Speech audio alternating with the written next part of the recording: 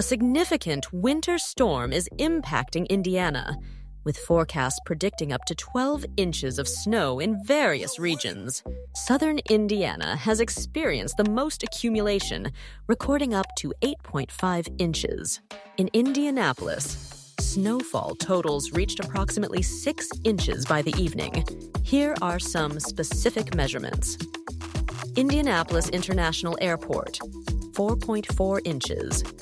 Westfield, 4.8 inches. Plainfield, 4.7 inches. Carmel, 5 inches. Southport, 6.6 inches. In central Indiana, Shelbyville reported 6.5 inches, while Bloomington recorded 5.7 inches. In the southwest near Evansville, Ferdinand led with 8.5 inches. Snowfall is expected to continue into Monday, potentially increasing these totals. Updates on road conditions and flight cancellations will be provided as the situation develops.